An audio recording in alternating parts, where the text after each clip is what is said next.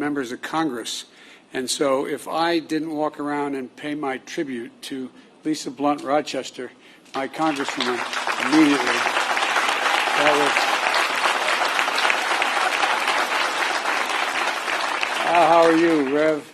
Good to see you. We've got a distinguished group of people here, and I want to thank Lauren for sharing the powerful story and for helping the country understand what's happening here. And to all the descendants here today, and to the community and civil rights leaders and members of the Congressional Black Caucus that are here, thank you for making sure we all remember, that we never forget. You know, there's a verse in 1 Corinthians that says, "For now we see in a mirror dimly, but then face to face, now I know in part, then I shall know fully." It is, I just toured the Hall of Survivors here in Greenwood Cultural Center. And I want to thank the incredible staff for hosting us here. And I mean that sincerely. Thank you. And if I didn't say what my father would insist on, please excuse my back. I apologize. But in the tour I met Mother Randall, who's only 56 years old.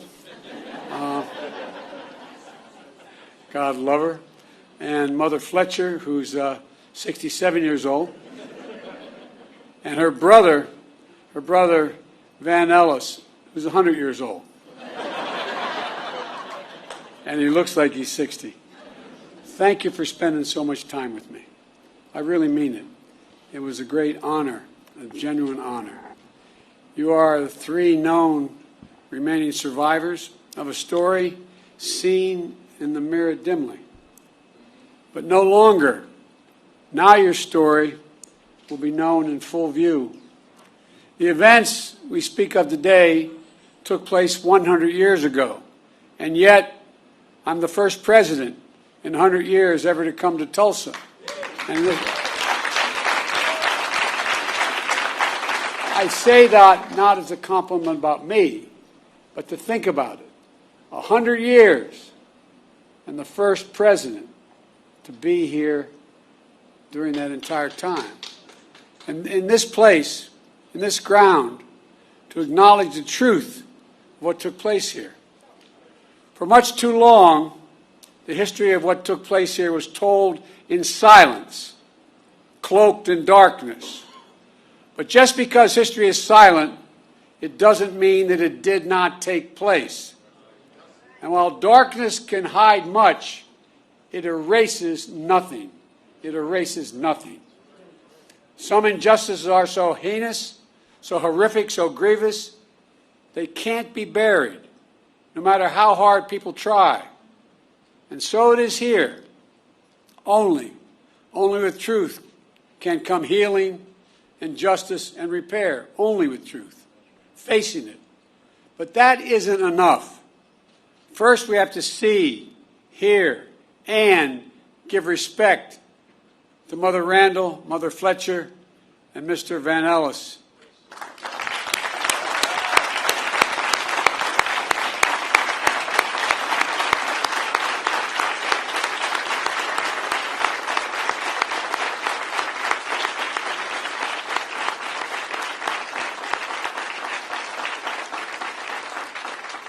And to all those lost so many years ago, to all the descendants of those who suffered, to this community, that's why we're here, to shine a light, to make sure America knows the story in full.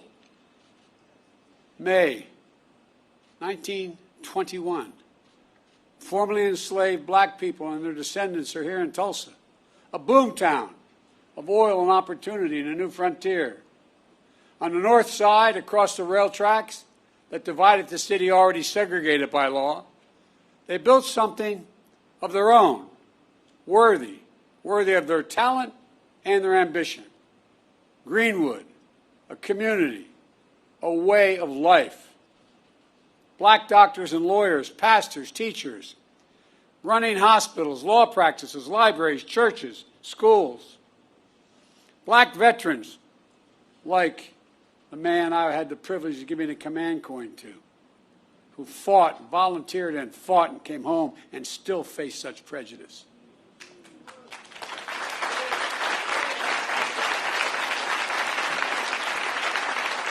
Veterans have been back a few years helping after winning the First World War, building a new life back home with pride and confidence. Where mom and there were at the time mom and pop black diners, grocery stores, barbershops, tailors, the things that make up a community. At the Dreamland Theater, a young black couple holding hands, falling in love. Friends gathered at music clubs and pool halls, at the Monroe family roller skating rink. Visitors staying in hotels like the Stratford. All around, black pride shared by the professional class and the working class, who lived together side by side for blocks on end. Mother Randall was just 6 years old. 6 years old, living with her grandma. She said she was lucky to have a home and toys and fortunate to live without fear. Mother Fletcher was 7 years old, the second of 7 children, the youngest being Mr. Van Ellis, who was just a few months old. The children, former sharecroppers, when they went to bed at night in Greenwood, Mother Fletcher says they fell asleep rich in terms of the wealth, not real wealth, but a different wealth, a wealth in culture and community and heritage. But one night changed everything. Everything changed. While Greenwood was a community to itself, it was not separated from the outside. It wasn't everyone, but there was enough hate, resentment, and vengeance in the community. Enough people who believed that America does not belong to everyone and not everyone is created equal. Native Americans, Asian Americans, Hispanic Americans, Black Americans, a belief enforced by law, by badge, by hood, and by noose that speaks to that lit the fuse. It lit it by the spark that it provided. A fuse of fury was an innocent interaction that turned into a terrible, terrible headline allegation of a black male teenager attacking a white female teenager. A white mob of 1,000 gathered around the courthouse where the black teenager is being held. Ready to do what still occurred, lynch that young man that night. But 75 black men, including black veterans, arrived to stand guard. Words were exchanged, then a scuffle, then a shots fired. Hell was unleashed. Literal hell was unleashed. Through the night and into the morning, the mob terrorized Greenwood, torches and guns, shooting at will. A mob tied a black man by the waist to the back of their truck with his head banging along the pavement as they drove off. A murdered black family draped over the fence of their home outside. An elderly couple knelt by their bed praying to God with their heart and their soul when they were shot in the back of their heads. Private planes dropping explosives. The first and only domestic aerial assault of its kind on an American city, here in Tulsa. 8 of Greenwood's nearly 24 churches burned like Mount Zion across the street at Vernon AME. Mother Randall said it was like a war. Mother Fletcher says all these years later she still sees black bodies around. The Greenwood newspaper publisher A.J. Smitherman, penned a poem of what he heard and felt that night. And here's the poem. He said, "Kill them, burn them, set the pace, teach them how to keep their place. Reign of murder, theft, and plunder was the order of the night. That's what he remembers in the poem that he wrote. 100 years ago, at this hour, on this first day of June, smoke darkened the Tulsa sky, rising from 35 blocks of Greenwood that were left in ash and ember, raised in rubble. Less than 24 hours, 1,100 black homes and businesses were lost. Insurance companies, they had insurance, many of them, rejected claims of damage. 10,000 people were left destitute and homeless, placed in internment camps. As I was told today, they were told, don't you mention you were ever in a camp, or we'll come and get you. That's what survivors told me. Yet no arrests of the mob were made. None. No proper accounting of the dead.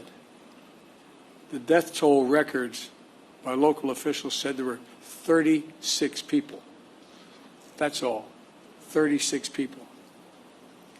Based on studies, records, and accounts, the likely number is much more in the multiple of hundreds.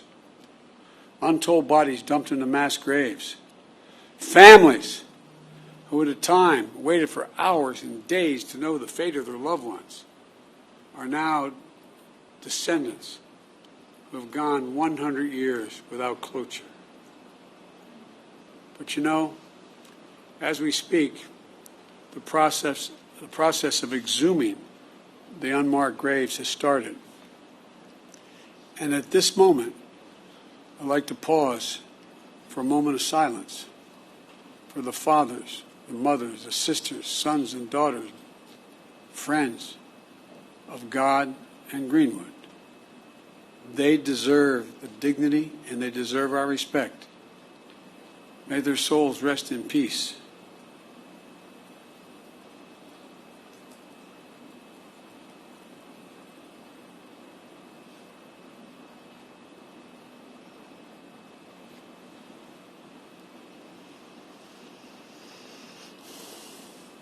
My fellow Americans, this was not a riot. This was a massacre.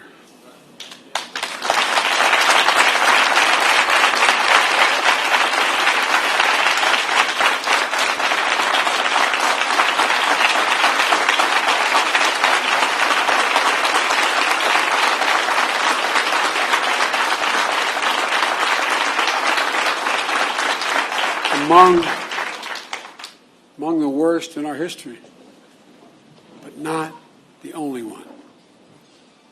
And for too long, forgotten by our history.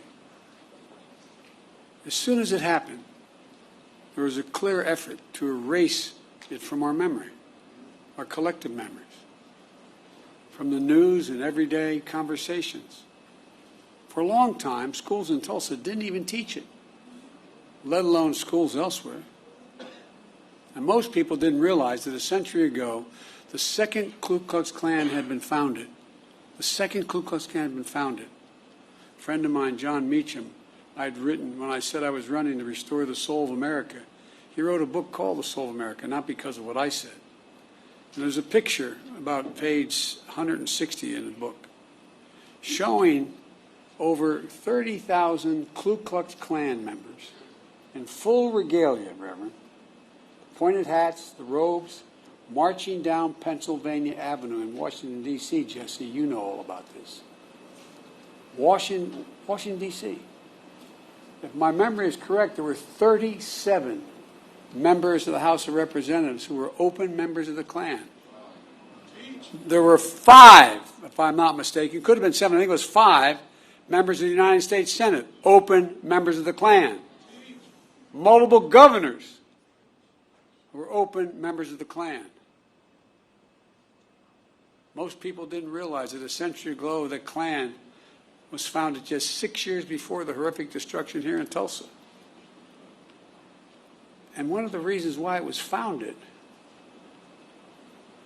was because of guys like me who are Catholic. It wasn't about African Americans then. It was about making sure that all those Polish and Irish and Italian and Eastern European Catholics who came to the United States after World War I would not pollute Christianity. The flames from those burning crosses torched every region of the country. Millions of white Americans belonged to the Klan, and they weren't even embarrassed by it. They were proud of it. And that hate became embedded systematically and systemically in our laws and our culture. We do ourselves no favors by pretending none of this ever happened, or it doesn't impact us today, because it does still impact us today. We can't just choose to learn what we want to know and not what we should know.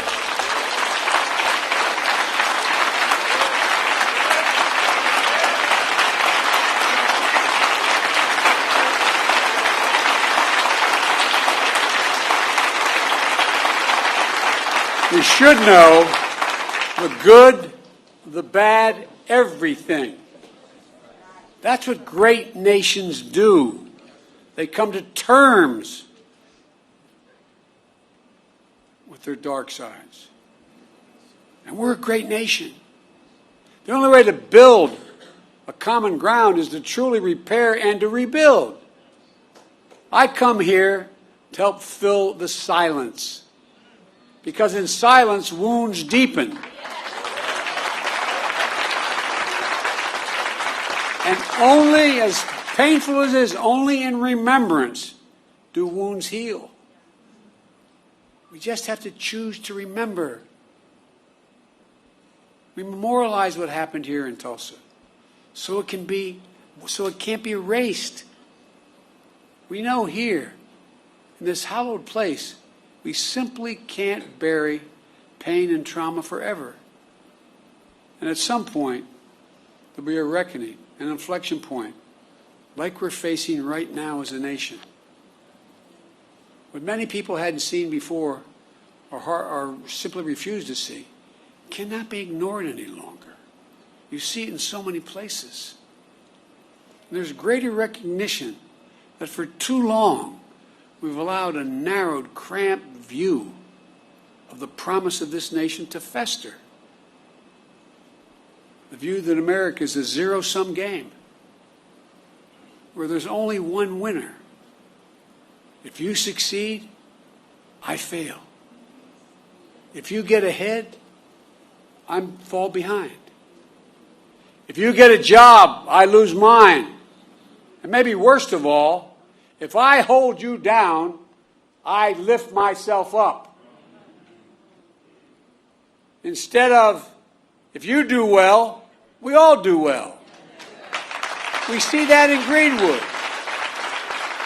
This story isn't about the loss of life, but a loss of living, of wealth and prosperity and possibilities that still reverberates today.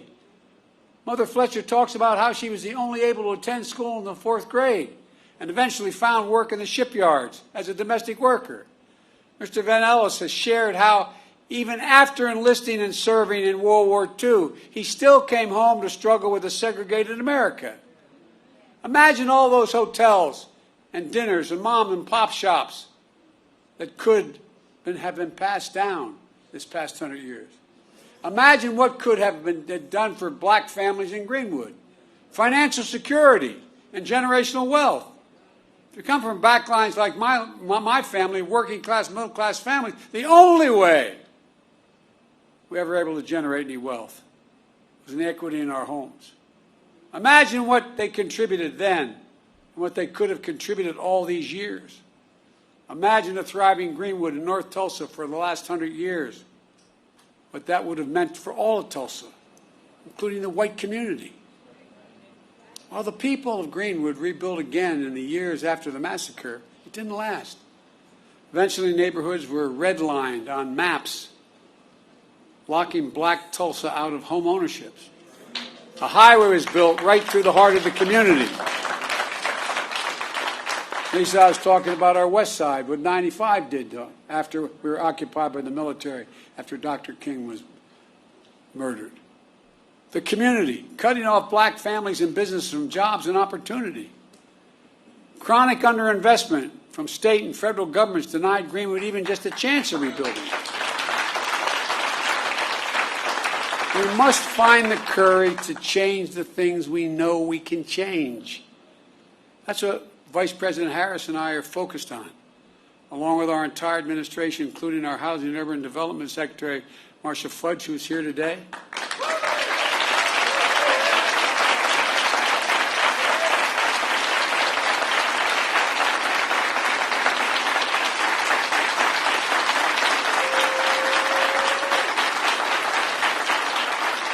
Because today we're announcing 2 expanded efforts targeted toward black wealth creation that will also help the entire community. The first is my administration has launched an aggressive effort to combat racial discrimination in housing.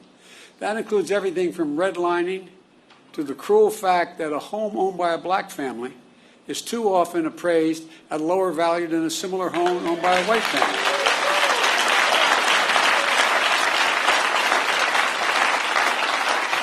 And I might add, and I need help if you have answered this one, I can't figure this one out, Congressman Horser, but if you live in a black community and there's another one on the other side of the highway, it's a white community, it's built by the same builder, and you have a better driving record than the guy with the same car in the white community, you're paying more for your auto insurance. Shockingly, the percentage of black American homeownership is lower today in America than when the Fair Housing Act was passed more than 50 years ago. Lower today. That's wrong. And we're committed to changing that. Just imagine if instead of denying millions of Americans the ability to own their own home and build generational wealth, we made it possible for them to buy a home and build equity into that home and provide for their families. Second, small businesses are the engines of our economy and the glue of our communities. As president, my administration oversees hundreds of billions of dollars in federal contracts for everything from refurbishing decks of aircraft carriers to installing railings in federal buildings to professional services. We have a thing called, I won't go into it all, there's not enough time now, but I'm determined to use every taxpayer's dollar that is assigned to me to spend going to American companies and American workers that build American products. And as part of that, I'm going to increase the share of the dollars the federal government spends to small disadvantaged businesses, including black and brown small businesses.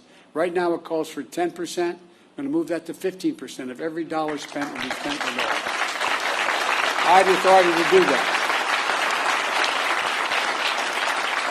that. Just imagine if instead of denying millions of entrepreneurs the ability to access capital and contracting, we made it possible to take their dreams to the marketplace to create jobs and invest in our communities. The data shows young black entrepreneurs are just as capable of succeeding given the chance as white entrepreneurs are. But they don't have lawyers, they don't have accountants, but they have great ideas. Does anyone doubt this whole nation would be better off from the investments those people make? And I promise you, that's why I set up this National Small Business Administration that's much broader, because they're going to get those loans. Instead of consigning millions of American children to under-resourced schools, let's get each and every child 3 and 4 years old access to school, not daycare, school.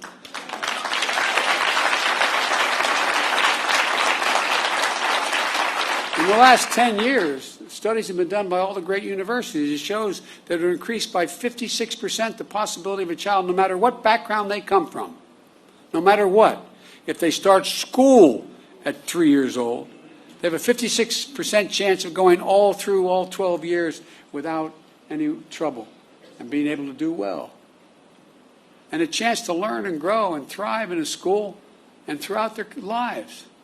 And let's unlock more than an incredible creativity and innovation that will come from the nation's historically black colleges and universities. No, I have a $5 billion a year program giving them the resources to invest in research centers and laboratories in high-demand fields to compete for good-paying jobs in industries of the future like cybersecurity. The reason why they don't, their students are equally able to learn as well and get the good-paying jobs that start at $90,000 and $100,000, but they don't have the money to provide and build those laboratories. So guess what? They're going to get the money to build those laboratories. So instead of just talking about infrastructure, let's get about the business of actually rebuilding roads and highways, filling the sidewalks and cracks, installing streetlights and high-speed internet, creating space to live and work and play safely. Let's ensure access to health care, clean water, clean air, nearby grocery stores, stocked with fresh vegetables and food that, in fact, deal with. I mean, these are all things we can do. Does anyone doubt this whole nation will be better off with these investments? The rich will be just as well off. The middle class will do better, and everybody will do better. It's about good-paying jobs, financial stability, and being able to build some generational wealth. It's about economic growth for our country and outcompeting the rest of the world, which is now outcompeting us. But just as fundamental as any of these investments I've discussed is maybe the most fundamental: the right to vote. The right to vote.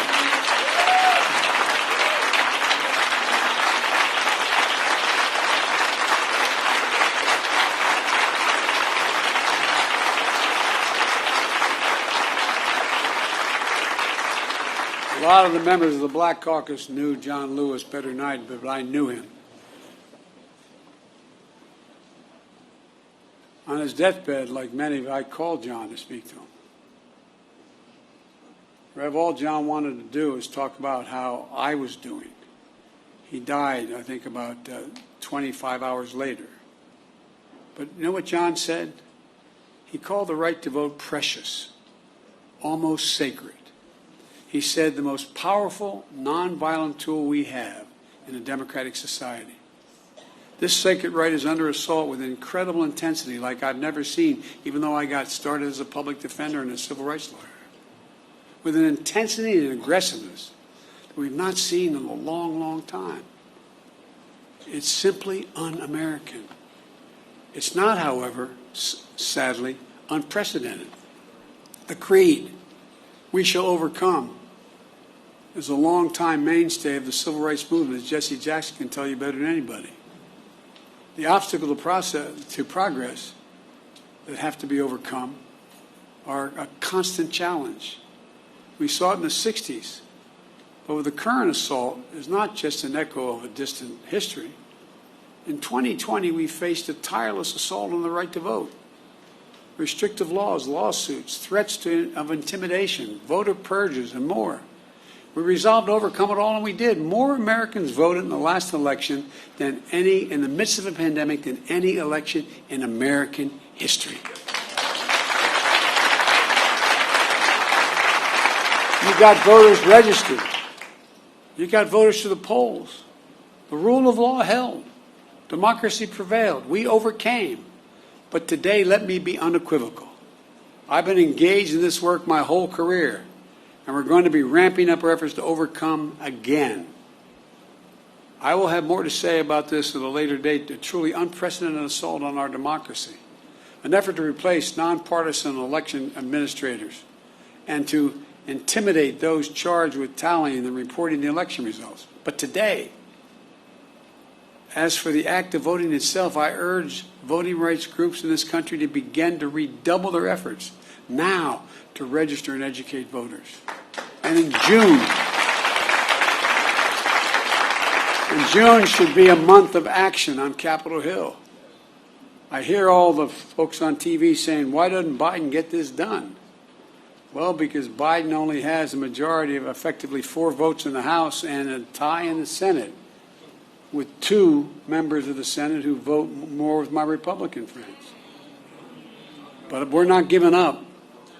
Earlier this year, the House of Representatives passed For the People Act to protect our democracy. The Senate We'll take it up later this month, and I'm going to fight like heck with every tool at my disposal for its passage. The House is also working on the John Lewis Voting Rights Act, which is critical to providing new legal tools to combat the new assault on the right to vote. To signify the importance of our efforts, today I'm asking Vice President Harris to help these efforts and lead them among her many other responsibilities. With her leadership and your support, we're going to overcome again, I promise you, but it's going to take a hell of a lot of work. And finally, we must address what remains the stain on the soul of America. What happened in Greenwood was an act of hate and domestic terrorism with a through line that exists today still. Just close your eyes. And remember what you saw in Charlottesville 4 years ago on television. Neo-Nazis, white supremacists, the KKK, coming out of those fields at night, Virginia, with lighted torches, the veins bulging on their, as they were screaming. Remember, just close your eyes and picture what it was. Well, Mother Fletcher said when she saw the insurrection at the Capitol on January the 9th, it broke her heart. A mob of violent white extremists, thugs, said reminded her of what happened here in Greenwood 100 years ago. Look around at the various hate crimes against Asian Americans and Jewish Americans. Hate that never goes away. Hate only hides. Jesse, I think I mentioned this to you. I thought after you guys pushed through with Dr. King, the Voting Rights Act and the Civil Rights Act, I thought we were moved. But what I didn't realize, I thought we had made enormous progress, and I was so proud to be a little part of it. But you know what, Rev? I didn't realize hate's never defeated. It only hides. It hides. And given a little bit of oxygen, just a little bit of oxygen by its leaders, it comes out of there from under the rock like it was happening again, as if it never went away. And so, folks, we must not give hate a safe harbor. As I said in my address to the joint session of Congress, according to the intelligence community, terrorism from white supremacy is the most lethal threat to the homeland today. Not ISIS, not Al-Qaeda, white supremacists. That's not me. That's the intelligence community under both Trump and under my administration. 2 weeks ago, I signed into law the COVID-19 Hate Crimes Act, which the House had passed, and the Senate. My administration will soon lay out our broader strategy to counter domestic terrorism and the violence driven by the most heinous hate crimes and other forms of bigotry. But I'm going to close where I started. To Mother Randall, Mother Fletcher, Mr. Van Ellis, to the descendants, and to all survivors, thank you. Thank you for giving me the honor of being able to spend some time with you earlier today. Thank you for your courage. Thank you for your commitment. And thank your children and your grandchildren and your uncle and your nieces and your nephews. To see and learn from you is a gift, a genuine gift. Dr. John Hope Franklin, one of America's greatest historians, Tulsa's proud son, whose father was a Greenwood survivor, said, and I quote, "Whatever you do, it must be done in the spirit of goodwill and mutual respect and even love. How else can we overcome the past and be worthy of our forebears and face the future with confidence and with hope?" On this sacred and solemn day, may we find that distinctly Greenwood spirit that defines the American spirit, a spirit that gives me so much confidence and hope for the future, that helps us see face to face a spirit that helps us know fully who we are and who we can be as a people and as a nation. I've never been more optimistic about the future than I am today. I mean that. The reason is because of this new generation of young people. They're the best educated. They're the least prejudiced. the most open generation in American history. And although I have no scientific basis for what I'm about to say, but those of you who are over 50, how often did you ever see advertisements on television with black and white couples? Not a joke. I challenge you, find today, when you turn on the stations, sit on one station for 2 hours, and I don't know how many commercials you'll see, lay 8 to 5. 2 to 3 out of 5 have mixed race couples in them. That's not by accident. They're selling soap, man. Not a joke. Remember old Pat Goodell used to say, you want to know what's happening in American culture? Watch advertising. Because they want to sell what they have. We have hope. And folks like you, honey. I really mean it. We have hope. But we've got to give them support. We have got to give them the backbone to do what we know has to be done. Because I doubt whether any of you would be here if you didn't care deeply about this. You're sure the devil didn't come to hear me speak. But I really mean it. I really mean it. Let's not give up, man. Let's not give up. As the old saying goes, hope springs eternal. I know we've talked a lot about famous people, but my colleagues in the Senate used to always kid me because I was always quoting Irish poets. They think I did it because I'm Irish. They think I did it because, as we Irish, we have a little chip on our shoulder, a little bit sometimes. That's not why I did it. I did it because they're the best poets in the world. You can smile. It's okay. It's true. There was a famous poet who wrote a poem called The Curate Troy, Seamus Heaney. And there's a stanza in it that I think is the definition of what I think should be our call today for young people. He said, history teaches us not to hope on this side of the grave, but then, once in a lifetime, that longed-for tidal wave of justice rises up, and hope and history rhyme. Let's make it rhyme. Thank you.